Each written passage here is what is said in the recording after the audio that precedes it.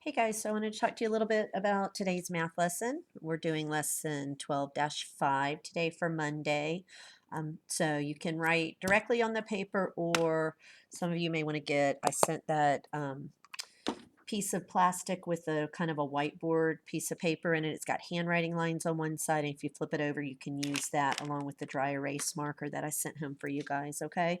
Because today we're going to be working on making change, okay? So the change is what you get back when you pay for something, okay? If you give someone $10 and it only costs 5, they will give you $5 change back. So we're going to work on how to do that. So it tells us that George buys a toy car for 47 cents. He pays for the car with 2 quarters. How much change does George receive? So the first thing we need to look at is how much George paid, how much they gave him, or he gave them. He gave them 2 quarters, and we know that 1 quarter is 25 cents, 2 quarters makes 50 cents. So then we will find the amount of change or money back that George receives. You can use the count up to do that. All right, so I know that he paid 47 cents for it, so I can count up from 47 cents that he paid up to how much he gave them. 47, 48, 49, 50, so that's 3. Okay, I want to show you another way to do it. Since you guys are really good at subtraction, you can easily do it with subtraction. Okay, so let's take a look at it. He paid 50 cents for it. It costs 47 cents. 0 minus 7 I can't do. I go next door, get a 10, regroup it into 10 ones. 10 minus 7 is 3.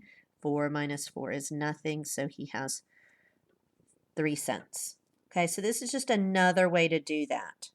You can use that count on. A lot of people do that with money where they count on or count up to get from what they are paying for it or what it costs to how much money they give. So let's take a look. Let's go ahead and do number 1 together. Some of these, like I said, you'll be able to easily use that count up strategy, but when we get into bigger money, it might be a little bit harder for some of you guys, okay? So they're going to buy this toy train, and it costs 17 cents. So remember, our first step is to look at how much they paid for it. I have a dime, which I know that a dime is worth 10. So I'm going to put the 10 underneath. A nickel's worth 5, so 10 and 5 more is 15. And then 5 more is 20. So I know that they paid 20 cents. I know some of you are able to add that in your head. 2 5s make a 10. 10 and 10 is 20. You don't have to record it underneath, but sometimes it helps to catch our mistakes.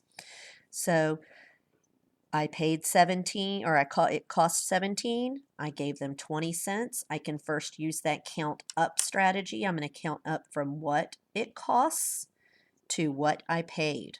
So 17, 18, 19, 20. It takes 3 cents to get it up. There's a 3-cent difference. So let's go ahead and check that with subtraction now on our board. I paid 20 cents for it. It only costs 17, so I'm going to take away the 17 cents that it costs. I gave them 20 cents. They're going to keep 17 of it, so what am I going to get back? 0 minus 7 I can't do. I go next door and I get a 10 and regroup it into 10 ones. 10 minus 7 is 3. 1 minus 1 is nothing. 3 cents. Okay, so that's how much money you should get back from that one. That's your change. Don't forget, oh, Miss McClellan's pushing so hard on that pencil. Don't forget your cent sign. It's really important, guys.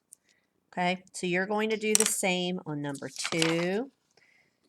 Okay, number 3, find the change. Number 4, find the change. Remember, our first step is to find the amount that they paid. So you need to add the coins up to find out how much they actually paid. Okay, and then the same thing here. It's pretty much a repeat. This is what they're buying. This is how much it costs. How much did they pay? You can either count up or you can use your boards to subtract.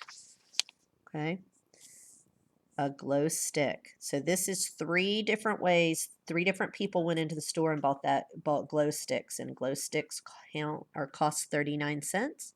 This is what the first person paid, so what would their change be? This is what the second person paid for a glow stick. What would their change be? This is what the third person paid. What would their change be? Okay. All right, guys, practice counting that money. Hopefully your parents are giving you guys some change to count, and that will definitely help when we get ready to take our test on this. Miss all of you, and I will talk to you tomorrow.